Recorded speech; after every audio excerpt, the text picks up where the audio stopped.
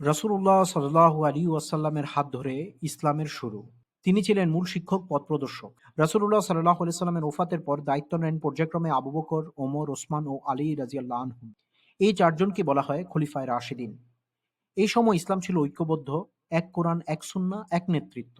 কিন্তু চার খলিফার স্বর্ণযুগ পার হওয়ার পর থেকেই ধীরে ধীরে বিভাজন শুরু হয়। সংখ্যাগরিষ্ঠ মুসলিম সমাজ যারা মূল খেলাফত ব্যবস্থার সাথে থেকেছে, কোরআন, হাদিস ও সাহাবাদের সর্বসম্মতিকেই ভিত্তি বানিয়েছে, তাদেরকে বলা হয় আহলে সুন্নাহ ওয়াল জামাত বা সুন্নি মুসলিম।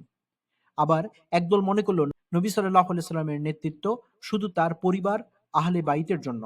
তাই তারা আলী রাদিয়াল্লাহু আনহু ও তার বংশধরদের ইমামতিকে ফরজ মনে করল। এভাবেই গড়ে উঠল শিয়া মতবাদ।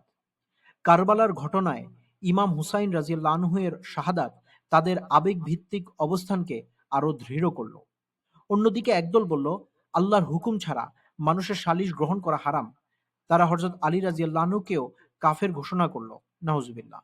এরা পরিচিত হলো খারিজি নামে। তাদের বৈশিষ্ট্য ছিল উগ্রতা, রাজনৈতিক বিদ্রোহ আর কোরআনের আয়াতকে আক্ষরিকভাবে কড়া ব্যাখ্যা করা। সময়ের সাথে সাথে শিয়া ও খারিজিও বিভিন্ন ছোট ছোট দলে বিভক্ত হতে থাকলো। খারেজি সম্প্রদায়ের লোকজনের প্রধানত অবস্থান ওমান, আলজেরিয়া, লিবিয়া ইত্যাদি অঞ্চলে সীমাবদ্ধ। কোনো নির্ভরযোগ্য জরিপ কিংবা গবেষণায় বাংলাদেশে খারেজি সম্প্রদায়ের লোকজনের উপস্থিতি পাওয়া যায় না। শিয়া সম্প্রদায়ে মূলত বিভক্ত ইমামের সংখ্যা নিয়ে। বাংলাদেশে 1% কম রয়েছে শিয়া। তার মধ্যে প্রাধান্য আছে ইমামিয়া ইসনা আশারিয়া বা 12 ইমাম নিয়ে গঠিত শিয়ারা। এদের প্রধান কেন্দ্র ঢাকা হোসেনি দালান আর মূল কার্যক্রম আশুরা ও মোহরমের মিছিল বা মাতম। জমহুর আলেম ওলামার মতে শিয়া ও খারেজিরা ইসলাম বহির্ভূত। ইসলামের ভেতরে একটি গুরুত্বপূর্ণ বাস্তবতা হলো শিয়া ও খারেজি মতবাদ ইতিহাসে নানা দলে বিভক্ত হয়ে গেছে, কিন্তু আহলে সুন্নাহ ওয়াল জামাত কোনো ভিন্ন ভিন্ন দলে বিভক্ত হয়নি, বরং সুন্নিদের মধ্যে কেবল 4টি মাযহাব গড়ে উঠেছে। এখানে একটি পার্থক্য মনে রাখা দরকার। মাযহাব তৈরি হওয়া আর বিভক্ত হওয়া এক জিনিস নয়। মাযহাব শব্দের অর্থ হচ্ছে পথ, ধারা বা অনুসরণের রাস্তা। মাযহাব হলো কোরআন হাদিস বোঝার এবং তার ভিত্তিতে আমল করার একটি সুনির্দিষ্ট পদ্ধতিগত সিস্টেম।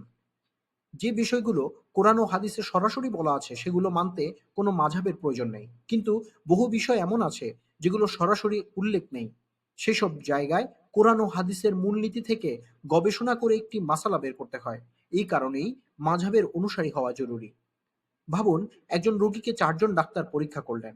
রোগীর উপসর্গ একই, কিন্তু পরিবেশ, ওষুধ পাওয়ার সুযোগ, রোগীর শারীরিক অবস্থা সব মিলিয়ে ডাক্তারকে 4 জন 4 রকম প্রেসক্রিপশন দিলেন। কিন্তু লক্ষ্য সবার একই, রোগীকে সুস্থ করা। ঠিক তেমনি 4 জন ইমাম ভিন্ন ভিন্ন পদ্ধতিতে ইসলামকে বুঝিয়েছেন, কিন্তু উদ্দেশ্য সবার একই, কোরআন ও সুন্নাহ মেনে মানুষকে সঠিক পথে আনা। বাংলাদেশে যেহেতু আলেম ওলামার সংখ্যাগরিষ্ঠ হানাফি, তাই এখানে হানাফি মাযহাব পালন করাটাই স্বাভাবিক। তবে অন্য 3 মাযহাবও সঠিক এবং সম্মানযোগ্য। এগুলোকে ছোট বা বাতিল ভাবা ঠিক নয়। আবার কিছু মানুষ আছেন যারা 4 মাযহাবের কোনোটাই মানতে চান না। সাধারণভাবে এদেরকে ওয়াহাবি বা সালাফি বলা হয়। যদিও তারা দাবি করেন কোনো মাযহাব মানেন না, বাস্তবে তারা প্রায়ই হাম্বলি মাযহাব দ্বারা প্রভাবিত। হানাফি মাযহাবের অনুসারীদের মধ্যেও ভৌগোলিক প্রভাব, রাজনৈতিক ভূমিকা ও সাংস্কৃতিক পরিবেশের কারণে 2টি প্রধান ধারা দেখা যায়: দেওবন্দি ধারা, বেরলভী ধারা। দেওবন্দি ধারা শুরু হয় ভারতের দেবন থেকে 1866 খ্রিস্টাব্দে। বেরলভী ধারা শুরু হয় ভারতের বেরেলি শহরে আহমদ রেজা খান বেরলভীর মাধ্যমে। সালাফি বা ওয়াহাবি ধারার উৎপত্তি হয় আরবে 1800 শতকে মোহাম্মদ ইবনে আব্দুল ওয়াহাবের মাধ্যমে। দেবন্দি ও বেরলভীর হানাফি মাযহাবের অনুসরণ করে। সালাফিরা নির্দিষ্ট কোনো মাযহাব মানতে চায় না, সরাসরি কোরআন ও সহিহ হাদিসের ব্যাখ্যাকে অগ্রাধিকার। দেবন্দিরা শরীয়ত ভিত্তিক সুফিবাদকে মানে, তবে বেদাতের বিরোধী। বেরলভীরা সুফিবাদ ও দরগা কেন্দ্রিক আমলকে বিশেষ গুরুত্ব দেয়। সালাফিরা প্রায় পুরোপুরি সুফিবাদকে অস্বীকার করে। দেবন্দিরা বেদাতের ব্যাপারে কঠোর অবস্থানে থাকে।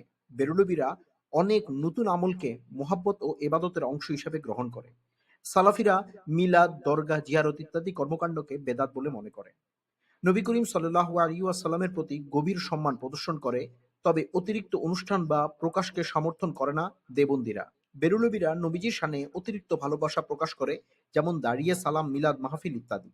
সালাফিরা এ ধরনের অতিরিক্ত সম্মান প্রকাশকে বেদাত বলে মনে করে। দেবন্দিরা আউলিয়ার সম্মান দেখায়, তবে অতিরিক্ত প্রথা মানে না। বেরলভীরা আউলিয়া ও দরগাকে ভক্তি সহকারে মানে এবং ওসিলা গ্রহণ করে। সালাফিরা মাজারে ভক্তি বা ওসিলা নেওয়াকে শিরকের কাছাকাছি বলে মনে করে। বাংলাদেশে ইসলামী চিন্তাধারার মধ্যে এই বিভাজনগুলো স্পষ্ট, তবে প্রত্যেকেই মনে করে তার অবস্থান সঠিক। আল্লাহ তাআলা অন্যের অবস্থান নিয়ে আমাদেরকে প্রশ্ন করবেন না, বরং আমাদের নিজের অবস্থান নিয়েই আমাদেরকে প্রশ্ন করবেন।